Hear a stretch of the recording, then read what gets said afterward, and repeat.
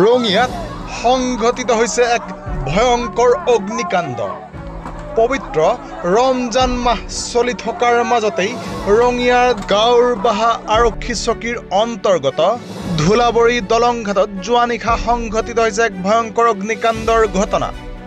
বিধ্বংসী অগ্নিকাণ্ডৰ ফলত সম্পূৰ্ণৰূপে জ্বলি ভস্মীভূত হৈ পৰিছে এখন গেলামালৰ দোকান। বিধ্বংসী অগ্নিকাণ্ডত সম্পূৰ্ণৰূপে জাহ গৈছে প্ৰায় 2 লক্ষাধিক টকাৰ সা সামগ্ৰী। কোনোবা দুষ্ট চক্ৰই পেট্ৰল ঢালি অগ্নি সংযোগ কৰাৰ সন্দেহ পৰিয়াল তথা গাঁৱৰ ৰাইজৰ।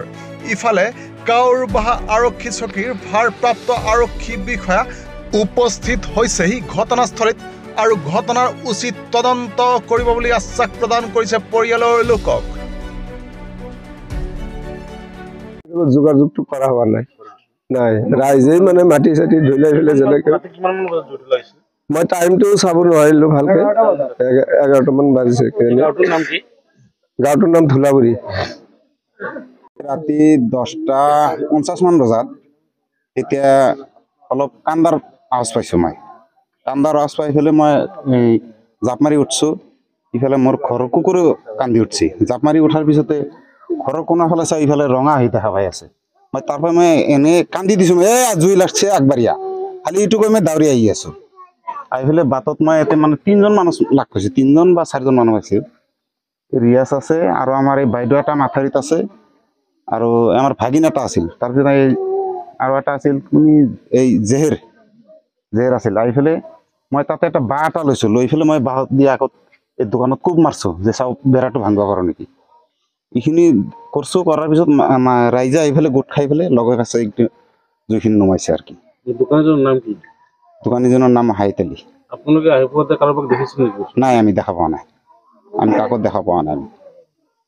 ঘটনাটো মানে আমি 9টামান বজাত দোকানখন বন্ধ কৰি ঘৰত গৈছো। ঘৰত যাই ভাত চাত খাই বাগাৰ দিছো। তাৰপিছত আমাৰ ল'ৰাটো ৰঙিয়াত কাম কৰে। আমাৰ ল'ৰাটো আহিল এই আপোনাৰ TRCত কাম কৰে। ল'ৰাটো আহি গা পা ধুই মাত্ৰ বাগাৰ দিছে। আমি টোপনিত যাৱাই নাই। তাৰপিছত আমাৰ ছোৱালীজনী আকৌ বাহিৰলৈ ওলাই আহিছে। আহি পেলাই চাই দোকানখনত মানে জুইটো উঠি আছে। তাৰপিছত হাল্লা কৰি দিলে। তাৰপিছত আমি ওলাই আহিলো। মই মাথাৰিত আহি কি মানে পেট্ৰলৰ চেনটো পাইছো আৰু পুৰা পেট্ৰলৰ চেন ওলাই গৈছে। মানে জুইতকে পেট্ৰলৰ চেনটো বেছি। তেতিয়া মই হাল্লা কৰিছো, কোনোবাই পেট্ৰল ঢালি পেলাই মোৰ দোকানখনত জুই লগাই দিছে, সবাই আহক বুলি। তেতিয়া মানুহখিনি গোট খাই আহি মানুহখিনি নুমাইছে যেনেকৈ হওক, কিন্তু বস্তু বাহিনী চব মোৰ তহিল হৈ গৈছে, একো বাচা নাই। 2-2.5 লাখ টকাৰ অনুমানিক আৰু এইটো মোৰ মানে কোনো একদম মানে হেৰি হিচাপ নাই। 2-2.5 লাখ টকাৰ মাল আছিলে। মানুহ নাছিলে, মানুহ নাথাকো। সন্দেহ যদিও আছে, মই এতিয়া আৰু সেইটো ক'ব বিচৰা নাই এই মুহূৰ্তত, যিহেতুকে মই ডাইৰেক্টলি দেখা নাই। কেনেকে ক'ম সেইটো কথা।